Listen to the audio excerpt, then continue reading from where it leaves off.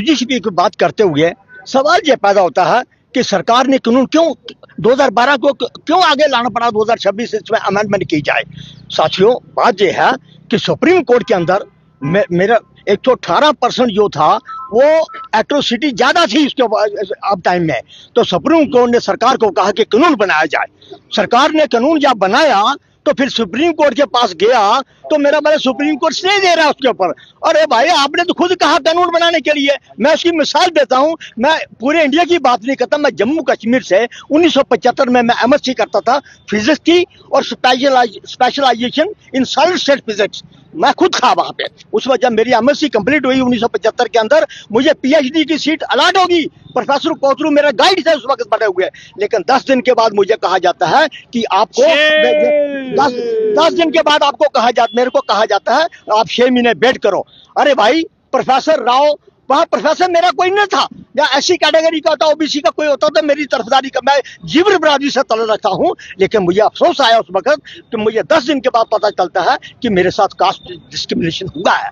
साथियों, मैं ये पुरानी बात आपको कह दी। उसके बाद आप आ जाइए जम्मू यूनिवर्सिटी के अंदर। यहाँ 2 यूनिवर्सिटियां हैं, जम्मू यूनिवर्सिटी और सेंट्रल यूनिवर्सिटी। दोनों के अंदर जाकर देख लीजिए कि कितनी एट्रोसिटी हो रही है एससी, एसटी और ओबीसी के ऊपर। मैं बताता हूँ, एक अनिल वर्मा जी, आपके पास दूर नहीं है किशनपुर, जाइए किशनपुर से अनिल वर्मा को पूछिए, तरखानबाजी से तल रखते हैं। उनका जेआरएफ बंद कर दिया गया। जब मैं वहां पे गया वाइस चांसलर को मिलने तो बहुत सारे लोग डर के मारे नहीं आए। अनिल वर्मा जी ने हिम्मत रखी, वो डोगरी में पीएचडी एमएससी की, एमए की उन्होंने, और उन्होंने पीएचडी कर रही थी, लेकिन उनको सीट नहीं दी गई। लेकिन जब उनको सीट दी गई, उनका जेआरएफ बंद कर दिया गया। मैं पीएचडी 3 साल के अंदर कंप्लीट होती है, लेकिन मेरा मतलब उसका लिंक रन करके 6 साल 5 साल कर देते हैं वहां पे। क्यों? गाइड जो है वो हमारे जात पात के ऊपर भेद करते हैं। अनिल वर्मा जी को बड़ी मुश्किल से हमने पीएचडी वहां पे करवाई, लेकिन जेआरएफ नहीं मिला। साथियों, जब स्कॉलरशिप नहीं मिलेगा, ऐसे मैं मिसाल दी आपको, ये 2 मिसालें आपको दे दी हैं, लेकिन ऐसे बहुत सारे एट्रोसिटी एक्ट जम्मू यूनिवर्सिटी और सेंट्रल यूनिवर्सिटी के होते हैं। यहाँ पे आज आप देखिए कि एसोसिएट प्रोफेसर की वहां पे पोस्टें निकली हैं जम्मू यूनिवर्सिटी के अंदर, और उसके अंदर बड़े अफसोस से आपसे कहना पड़ता, आप उसको देख लीजिए एडवर्टाइजमेंट को, ओबीसी का बीच में नामो निशान नहीं है उसके अंदर। मेरा शेड्यूल कास्ट को जितनी कम सीटें हैं वो फैकल्टी वाइज दी जाती है। डोगरी में आज तक, जब से यूनिवर्सिटी बनी है जम्मू यूनिवर्सिटी, जब से डोगरी फैकल्टी वहां बनी है, आज तक एक भी बच्चे को ओबीसी को वहां पे पीएचडी नहीं करने दी। अब मैं आपको जो सच्चाई बोल रहा हूँ, आप दरियाफ्त करिए ना जाकर वहां पे, मैं आपको कहूंगा दरियाफ्त करिए वहां जाकर। अगर झूठ होगा तो एक शरेआम जहाँ चौक में खड़े करके 100 जूते लगाइए हमको। बिल्कुल, मेरा मतलब हमको पीएचडी नहीं करने देते हमको। ये बाद में अभी कॉलेजों में आएगा, स्कूलों में आएगी, कमेटियां बनेगी सब जगह, लेकिन यहीं पे जो साथी कह रहे हैं, अरे भाई, चोर चोरी करेगा तो जेल में जाएगा ना, जब चोर चोरी नहीं करेगा तो वो जेल में कैसे जाएगा। लेकिन मेरा जो क्राइम करेगा, हमारे ऊपर एट्रोसिटी करेगा, तो वो तो जाएगा जेल में। तो मेरा पहले कहने का कि डर इनको ये है भाई, ये लोग इसमें एक बात और भी है। हाँ पूछिए सर, आपकी बात सही है, मैं मानने को तैयार हूँ, लेकिन सवाल ये पैदा होता है कमेटी क्यों बनाई जा रही है? इसलिए बनाई जा रही है भाई, जो झूठे मुकदमे कोई भी आएंगे, कोई कोर्ट थोड़ा है, वो कोई कोर्ट थोड़ा है कि जिसके अंदर झूठे मुकदमे आ जाएंगे। मेरा वाला कहने का वो एक कमेटी बनेगी, कमेटी के आगे जब वो बात आएगी तो वहां पे कमेटी जांच करेगी उसकी, क्या ये झूठा है या सही है। अगर वो झूठा निकलेगा तो उसको शंट आउट करेंगे, बात जो होगी आपके। मेरा कोई कोर्ट नहीं है, वो कमेटी है मेरा कहने का। अगर आप सुनिए, ईडब्ल्यूएस में पहले ही कहा कि ब्रैकेट के अंदर लिखा हुआ है अदर देन एससी, एसटी और ओबीसी।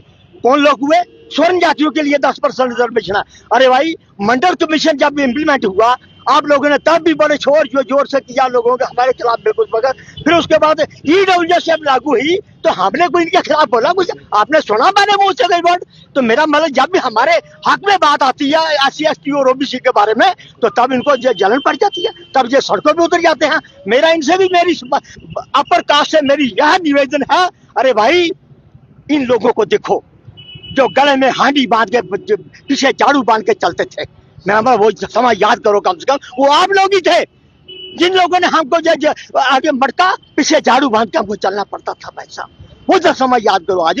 लेकिन मेरा वाले कहने का कि ऐसा करेंगे देश बिखर जाएगा, और देश बिखर जाएगा। ये ये हम शर्म बोल रहे हैं आपके सामने, क्योंकि जात पात के ऊपर इसमें देश के अंदर इतना प्रकोप है। अरे भाई, वो एससी वाले को बड़ी मुश्किल, बाबा साहब ने कॉन्स्टिट्यूशन लिखा तो आर्टिकल 14, आर्टिकल 15, आर्टिकल 16, आर्टिकल 340, 48, 335, 243 मेरा मतलब क्यों लिखे उसके अंदर? इसलिए लिखे गए कि भेदभाव को मिटाने के लिए। अरे भाई, बाबा साहब ने अपनी, मैंने कहने का, आज हम बहुत सारे लोग पढ़े लिखे मिलते हैं आपको, उस वक्त तो बाबा साहब ही हमारे लिए सब कुछ थे। बाबा साहब अमर रहे। हमारी ये डिमांड है कि सुप्रीम कोर्ट के दिशा निर्देश के ऊपर पार्लियामेंट को बोला गया था कि जो यूजीसी है, उच्च संस्थान है, जो पढ़ाई के शैक्षणिक संस्थान है, उनके ऊपर जातिगत उत्पीड़न जो है वो बढ़ा है। और ये भी देखने में आ रहा है कि जो बच्चे अच्छे तरीके से पढ़ाई में मार्क्स ले लेते हैं, जब उनका इंटरव्यू होता है तो उनको मार्क्स कम दिए जाते हैं। ऐसी भी रिपोर्टें सामने आई हैं। बड़े सारे हमारे पिछले 4 साल से कम भी 48,000 छात्रों ने सुसाइड कर लिया है। तो हम ये डिमांड करते हैं कि जिस तरीके से कमीशन, सुप्रीम कोर्ट के गाइडलाइन से यूजीसी कमीशन बनाया गया है, उसको कायम रखा जाए, ताकि आने वाले समय में शैक्षणिक संस्थानों के ऊपर ये चीज नहीं होनी चाहिए। जातिगत उत्पीड़न जो है वो बच्चों के साथ नहीं होना चाहिए। जिस तरीके से हर जगह अगर जातिवाद ही फैला रहेगा तो लगता नहीं है कि भारत जो है वो तरक्की कर पाएगा। और ये जो चीजें हैं टोटली खत्म होनी चाहिए, जातिवाद टोटली खत्म होना चाहिए। अगर जातिवाद है तो फिर कमीशन की जरूरत तो पड़ेगी, क्योंकि कुछ लोग कह रहे हैं कि हमारे ऊपर उत्पीड़न बढ़ जाएगा। कैसे बढ़ेगा? अगर कोई जुल्म ही नहीं करेगा तो उत्पीड़न कैसे बढ़ सकता है? ये पहला सवाल है साथी।